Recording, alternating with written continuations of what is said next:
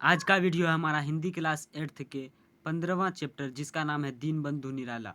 इससे पहले हमने 14 चैप्टर का वीडियो अपलोड कर रखा है हिंदी का। अगर आपने उस 14 वीडियो को हमारा नहीं तो प्लेलिस्ट में जाकर इस चैनल का आप उस 14 वीडियो को देख सकते हैं। अगर आप मैट्रिक बोर्ड एग्ज़ाम की तैयारी करने वाले स्टूडेंट हैं तो आपके लिए बहुत इंपॉर्टेंट है। अगर आप क्लास 8th के स्टूडेंट हैं फिर भी आपके लिए बहुत इम्पोर्टेंट है। तो चलिए आज का वीडियो शुरू करते हैं। तो दोस्तों आपसे यही रिक्वेस्ट है कि आप वीडियो को स्किप ना करें और आप शुरू से अंत तक वीडियो को देखें। अगर आपको वीडियो पसंद आएगा तो लाइक कर दीजिएगा और चैनल को सब्सक्राइब कर दीजिएगा ताकि किसी भी वीडियो का सबसे पहले आपके पास नोटिफिकेशन देखने को मिले।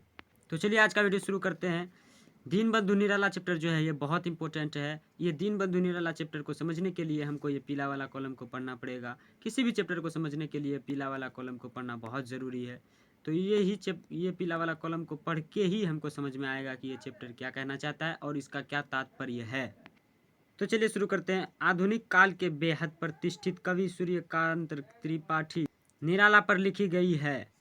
जीवनी एवं संवेदनशील साहित्यकार के सरोकारों और संघर्षों को प्रकट करती है। निराला के व्यक्तित्व और जीवन के अनेक अनछुए पहलुओं का उद्घाटन करना पाठ का उद्देश्य है।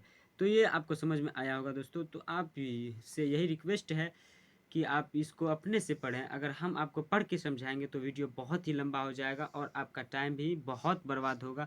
तो हम चाहते हैं कि आपका टाइम बहुत बचे और आपके पास बहुत सिलेबस है तो आप हर चैप्टर को आसानी से समझें और हर सिलेबस को बराबर से बराबर टाइम दे पाएँ। तो आप अपने से इसको समझिए, जब टाइम मिले आराम से पढ़िए, इसको समझिए।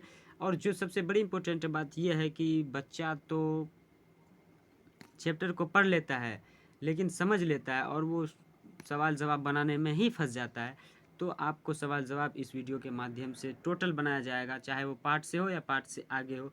तो आप वीडियो को स्किप नहीं कीजिए और चलिए आपका जो मेन टॉपिक है उस पे आते हैं।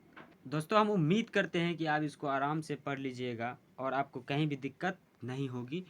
तो चलिए इस चैप्टर को अगर आपको समझ में नहीं आएगा पढ़ने के बाद तो आप शब्दार्थ को पढ़िए और आपको समझ में आ जाएगा। दोस्तों आपसे हम क्षमा मांगना चाहेंगे क्योंकि ये थोड़ा सा दागा हुआ है, इससे कोई दिक्कत नहीं होगी आपको। तो चलिए शब्दार्थ को समझते हैं। शब्दार्थ कहता है कि कल्पत्रु, कल्पत्रु मतलब होता है इच्छा पूर्ति करने वाला काल्पनिक पेड़। सटीक मतलब क्या होता है? उपयुक्त। सटीक मतलब क्या होता है? उपयुक्त होता है। ये शब्दार्थ इसलिए पढ़ते हैं क्योंकि आप जो ये चैप्टर को पढ़े, ये कहानी को पढ़े, आपको जो समझ में नहीं आया किसी किसी वर्ड तो उसका वर्ड का मीनिंग दिया हुआ रहता है तो आपको आसानी से समझ में आया होगा। क्योंकि ये बहुत इंपॉर्टेंट है इसलिए हम आपको बता रहे हैं। दीन मतलब होता है गरीब, समस्त मतलब होता है संपूर्ण, सर्वत्र मतलब होता है सभी जगह, अर्चना मतलब होता है प्रार्थना, सम्मान मतलब होता है प्रतिष्ठा, प्रभाव मतलब होता है असर, आय अप आप्यायित मतलब होता है प्रसन्न, आप्यायित मतलब क्या होता है?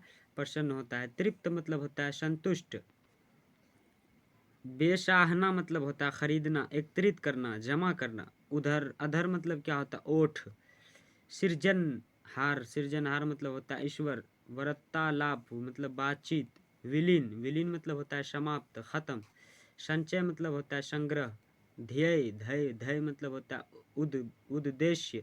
दोस्तों ये बहुत इंपॉर्टेंट है और आप आसानी से समझिए और इसको याद कीजिए। इसको भी देख लेते हैं। लखय मतलब होता है देखना। दाडिम मतलब होता है अनार। युक्ति युक्त मतलब होता है सटीक। परिस्थिति मतलब होता है हालात। नागरिक नागवार मतलब होता है नापसंद। निहाल करना मतलब खुश कर देना। मामूली मतलब होता है साधारण। व्यर्थ मतलब होता है बेकार। साहित्यानुरागी मतलब होता है साहित्य प्रेमी। कामिनी संचन, कामिनी कंचन मतलब होता है विषय वासना। मुक्त हस्त मतलब होता है खुले हाथ से। अविरल, अविरल मतलब होता है लगातार। तो ये समझ में आया होगा दोस्तों। तो चलिए सबसे इम्पोर्टेंट बात ये है कि प्रश्न उत्तर इसका कैसे बनाएं। तो चलिए इसको बनाते हैं हम अपनी कॉपी पर। आप भी वीडियो को रोक रोक करके अपने कॉपी पर नोट्स बनाइए, आसानी से समझिए और इसको पढ़िए। ये वीडियो आपके लिए बहुत फ़ायदेमंद होगा दोस्तों, आपसे यही रिक्वेस्ट है। तो चलिए शुरू करते हैं पार्ट से। 1 नंबर का जो क्वेश्चन है इसको सॉल्व करते हैं। निराला को दीनबंधु क्यों कहा गया है? तो दोस्तों आप ईमानदारी के साथ अगर चैप्टर को पढ़े हैं कहानी को तो आपको समझ में आया होगा थोड़ा बहुत। अगर जहाँ भी कमी बेशी है तो आप इस वीडियो के माध्यम से उसे पूरा कर लीजिए। कॉपी के अंदर दोस्तों आपको सवाल भी मिलेगा और इसका जवाब भी मिलेगा, तो आप चाहें तो सवाल मिला सकते हैं एनसीईआरटी से, नहीं तो हम खुद एनसीईआरटी से सवाल को लिखे हैं और अपनी जवाब को बनाए हैं। दीनबंधु का अर्थ गरीबों का भाई या दीन दुखियों पर दया करने वाला होता है। चूँकि निराला जी दीन दुखियों, भिखारियों, उभावग्रस्तों आदि को सेवा में ही लगे रहें, हाथ ही निराला जी जहाँ सेवा सहायक में समर्थ नहीं हो सके वहाँ हार्दिक सहानुभूति उपयोग करके वे संतोष पाते थे। उनके हृदय में हर घड़ी रहती थी। वे स्वयं भूखे और आधे कपड़े पहनकर निर्वाह करते थे, पर अपना सब कुछ गरीबों के बीच बांट देते थे। इन्हीं कारणों से निराला जी को दीनबंधु कहा गया। दोस्तों ये बहुत इंपॉर्टेंट है, आपको आसानी से समझ में आया होगा, तो आप भी अपने कॉपी पर नोट्स बनाइए। चलिए 2 नंबर का सवाल देखते हैं क्या कहता है। 2 नंबर का सवाल कहता है दोस्तों, एनसीईआरटी से ही लिखे, आप चाहे तो मिला सकते हैं। 2 नंबर का सवाल है, निराला संबंधी बातें लोगों को अतिरंजित क्यों जान पड़ती है, क्यों जान पड़ती है दोस्तों? तो चलिए इसको समझते हैं। इसका आंसर जो है ये बहुत इंपॉर्टेंट है और अपने भाषा में लिखा हुआ है, ये बहुत ही आसान भी है दोस्तों। क्योंकि लोग सोच भी नहीं सकते कि कोई अपने जीवन भर की कमाई दुखियों को सहायता में लगा दे और स्वयं एक असहाय की तरह पराश्रित होकर जिए। इस तरह की बात सोचने का भूल कारण है कि आज समाज में निराला जैसे परोपकारी व्यक्ति का सर्वथा अभाव है।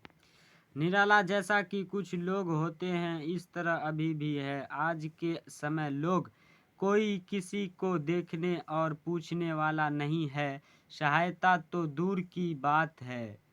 तो दोस्तों ये बहुत इम्पोर्टेंट जवाब है। अब देखिए 3 नंबर में है, निम्न पंक्तियों का भाव स्पष्ट कीजिए। क का सवाल है, जो रहीम दिन ही लखे दीन बंधु सम होए। दोस्तों ये वर्ड सुन के आपको घबराना नहीं है, क्योंकि आपके एनसीईआरटी में है, आप उससे भी मिला सकते हैं। तो चलिए इसका जवाब देखते हैं क्या कहता है।